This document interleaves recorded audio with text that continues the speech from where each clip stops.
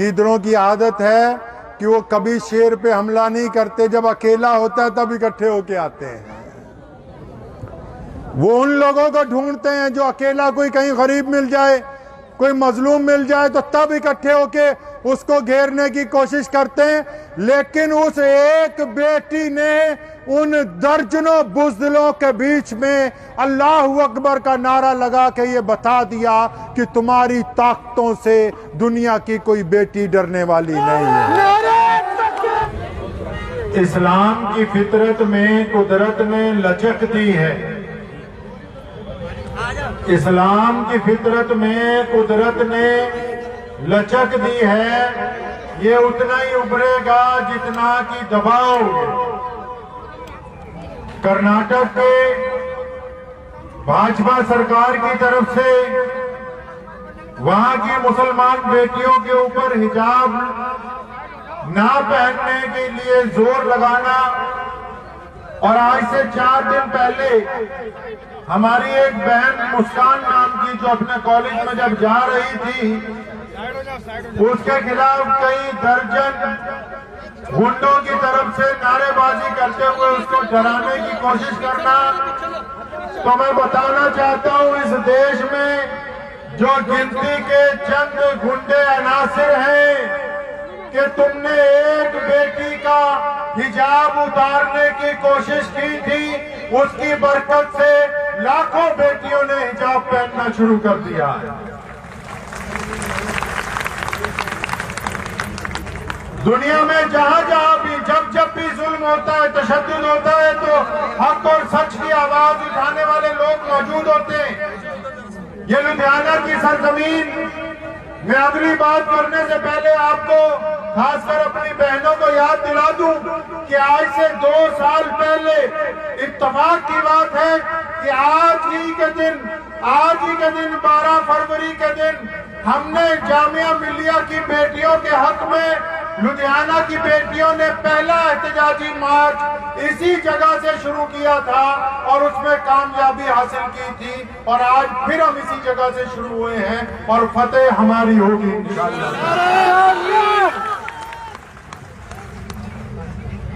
बात तो यह है कि सरकार से लोगों ने जॉब मांगी कि हमें जॉब चाहिए।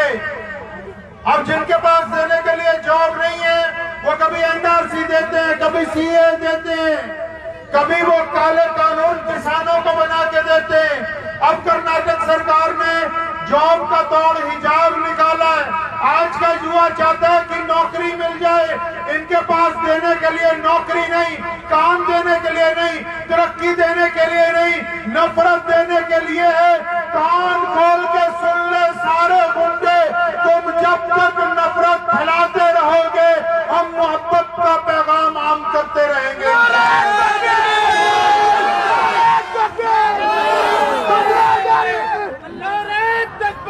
और किनको डराने चले हो, किनको डराने चले हो?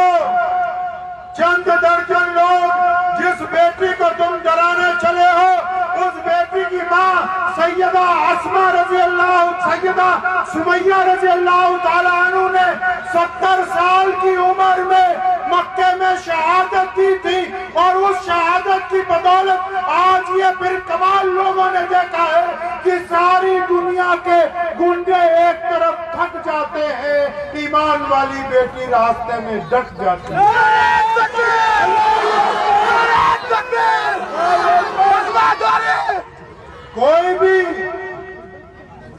कोई भी ताकत, अंग्रेज भी इस मुल्क में रहे, कोई भी दुनिया की ताकत हमसे हमारी तहजीब, हमसे हमारा तमद्दुन, हमसे हमारा हिजाब, हमसे हमारी दस्तार, हमसे हमारी पगड़ी, कोई भी तहजीब जो है वो हमसे छीन नहीं सकती, क्योंकि हम इस मुल्क में बराबर के हिस्सेदार हैं, किराएदार नहीं।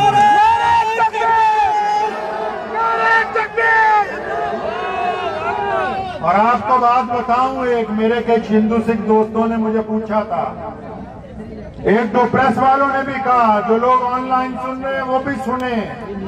उन्होंने कहा कि मुसलमान कह रहे हैं कि धार्मिक के जो शिक्षा संस्थान है उनके अंदर धार्मिक रंग भर दो, तो मैं उनको बताना चाह रहा हूं कि हमने कोई धार्मिक रंग किसी में नहीं भरा है। हिजाब तो सदियों से चलता है, ओढ़नी सदियों से चलती है, पल्लू माओं के सिर पे सदियों से है, आंचल बेटी के सर पे सदियों से कायम है। ये कर्नाटक सरकार को एक हफ्ते में ये जो हिजाब नजर आ गया, अगर आप पीछे जाएं, नर्सरी के अंदर चले जाएं जहां बच्चे पढ़ने के लिए जाते हैं, तो क्या नर्सरी में किसी बच्चे को किसी घर का बंदा हिंदू मुसलमान सिख बना के भेजता है?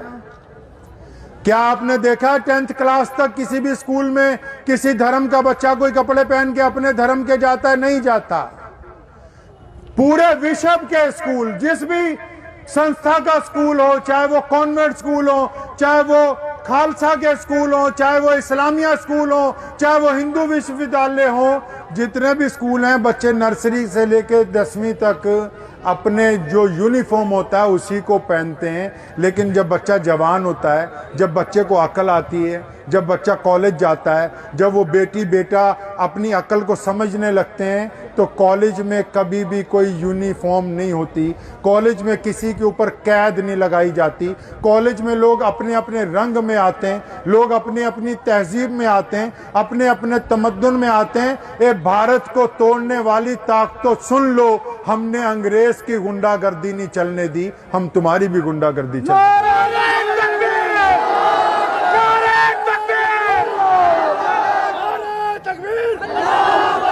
आज का ये जो हिजाब मार्च है, ये असल में निकाला इसलिए हमने इसलिए नहीं निकाला कि हिजाब पे क्या कानून बनेगा क्या नहीं बनेगा। कुछ लोग कहते हैं, मैंने कल जुमे की नमाज में भी कहा था कि आप अगर कहेंगे कि आपके स्कूल कॉलेज में हम हिजाब उतार के आए, तो हम हिजाब उतार के नहीं आएंगे, हम अपना स्कूल कॉलेज बना के सारी दुनिया को पढ़ाने के लिए।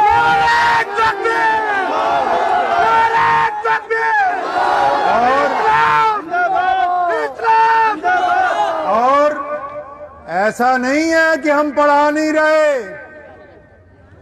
ऑक्सफोर्ड के मुकाबले की बड़ी यूनिवर्सिटीज भारत में, जिसने बार बार सबसे ज्यादा रैंकिंग हासिल की है, जिसने ये तिरंगा पूरे विश्व की यूनिवर्सिटियों में सबसे ऊपर लहराया है, वो हमारी जामिया मिल्लिया इस्लामिया है। दुनिया की नंबर 1 यूनिवर्सिटी हमने आपके सामने रखी। तो मैं कहना चाहता हूं, ये इसलिए नहीं हम आज मार्च निकाल रहे कि हिजाब पर क्या फैसला होगा क्या नहीं होगा। हिजाब पर फैसला मुहम्मदुर रसूलुल्लाह ने कुरान पाक में दे दिया, और जो मुसलमान के लिए अल्लाह और उसके रसूल का हुक्म नाजिल हो गया वो हमने मानना ही मानना है। मैं तो आपको ये बताना चाहता हूं फिरका परस्त गुंडों को कि तुम कुछ कर लो, हमारे सरों से हिजाब उतार नहीं सकते।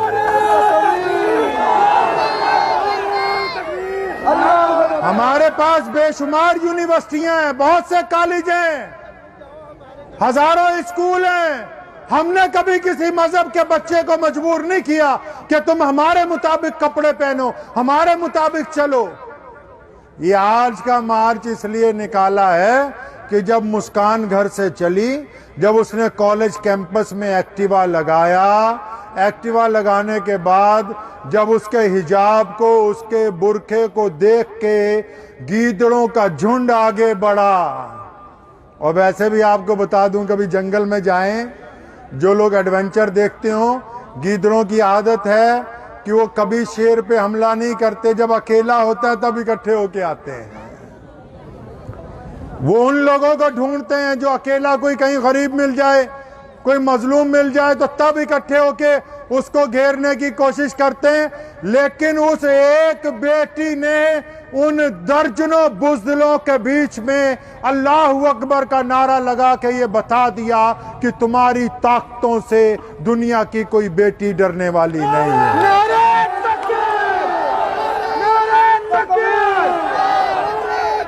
और ये आज का हिजाब मार्च सिर्फ मुसलमान बेटी के लिए नहीं है, दुनिया की सारी बेटियों के नाम कि बेटियों को मेरे रसूल ने कहा कि अल्लाह की रहमत है, लोग जिंदा दफनाते थे, बेटियों को मेरे रसूल ने सरदारी अता की है।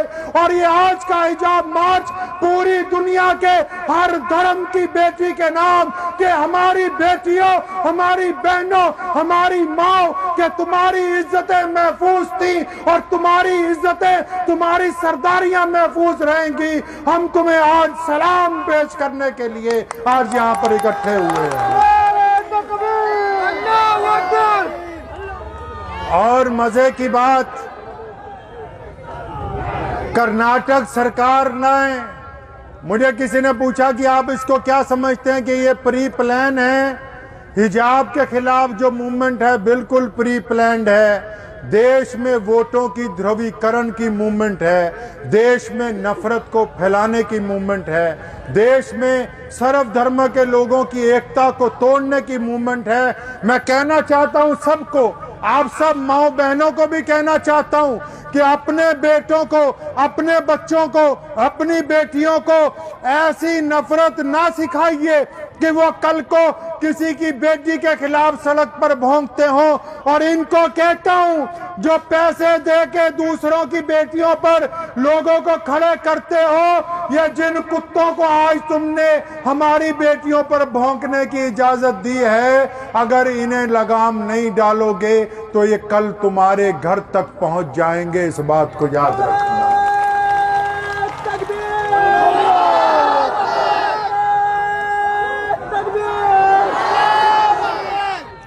तो आज का हिजाब मार्च पंजाब की जमीन से पूरी दुनिया की बेटियों के नाम, कि भारत और भारत की ये जमीन और इन बेटियों के हाथ में पकड़ा हुआ ये तिरंगा आपको ये पैगाम देता है कि दुनिया की बेटियां आजाद हैं। हम किसी की ताकत को तस्लीम नहीं करते। और जिस आज़म और हिम्मत के साथ मुस्कान ने आवाज बुलंद की है, ये आवाज मध्यम नहीं होगी। हम फिरका परस्ती को इंशाअल्लाह ताला मोहब्बत के साथ तब्दील कर देंगे इंशाअल्लाह।